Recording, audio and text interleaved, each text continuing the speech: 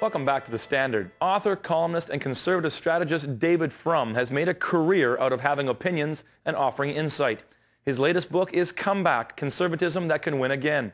In part 3 of our exclusive interview, Frum talks about the place of faith in both himself and in politics.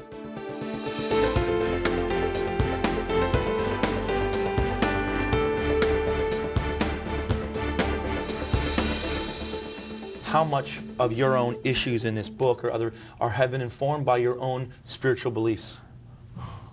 Well, look, I mean, your spiritual beliefs are part of who you are. I mean, who you are informs what you think, and what you think informs what you advocate. I think that the ideas here are going to have to stand on their merit or demerit, independent from me.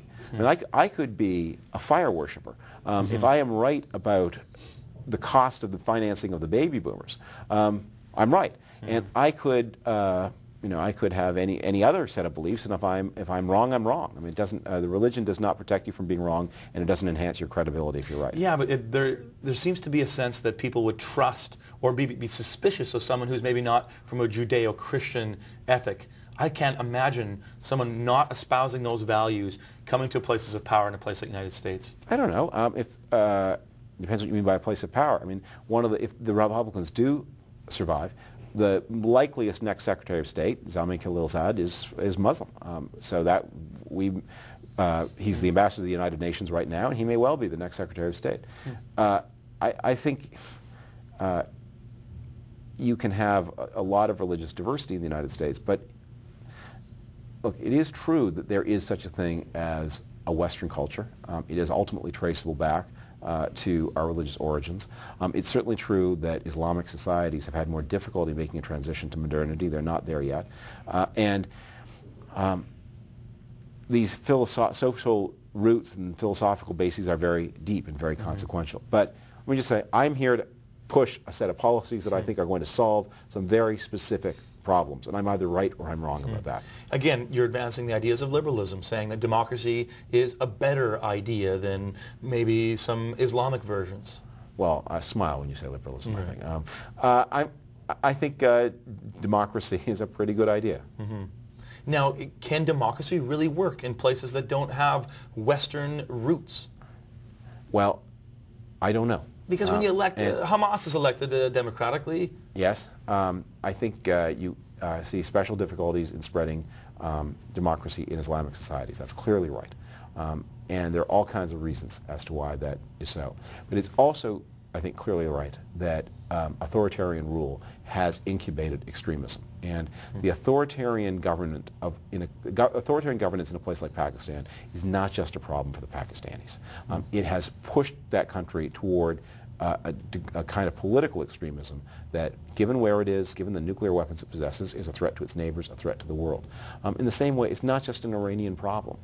If the leaders of Iran are beholden to some kind of death cult and have apocalyptic visions.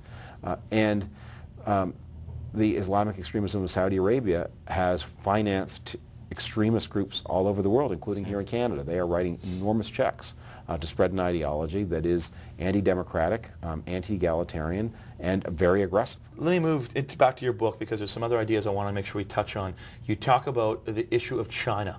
Yeah. China needs to be second place. It cannot be first place. Is it see it as a threat globally and economically? You know, I don't know whether a Chinese superpower will be a responsible global citizen or whether it will be a dangerous rival. I prefer not to find out. And so my suggestion is, let's just make sure that the democratic countries try to sustain a rate of growth that prevents us from ever having to know what kind of country China will be if it becomes a global superpower. But we have a serious problem. The United States and its core allies, the democratic nations, NATO, Japan, Australia, the others, in 1985 they produced about half the output of the planet. If things continue as they are, by 2025, 20 years from now, they will produce only about a third of the output of the planet. So the balance of power is shifting away from the Western democratic world. I find that troubling.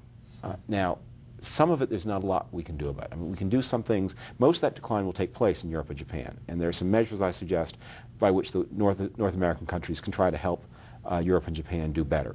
But at a minimum, what you have to do is sustain the high growth rate of North America. So it can continue to hold its traditional Do you share. mean protectionist, No, anti-free trade ideas? Quite the opposite. Well, isn't everything outsourcing to China? They're the ones that are producing all these goods.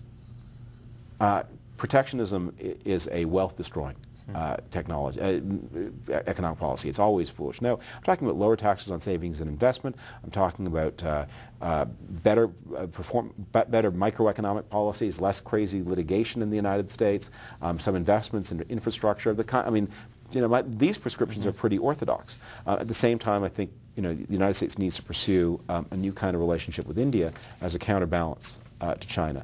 Whether or not India gravitates toward the Western democratic bloc, or whether it remains, as it has been through most of its independent history, a country that is distant from and uncomfortable with the Western democratic bloc, is going to be a very important fact in the history of the world. Look into your crystal ball. Where is North America and the United States 20, 30 years from now, knowing the trajectory of history? Well, if the Democrats win, there will probably be some kind of government health care system in the United States, and we are going to see probably a big shift toward an increased state share of the economy to finance the retirement of the baby boomers.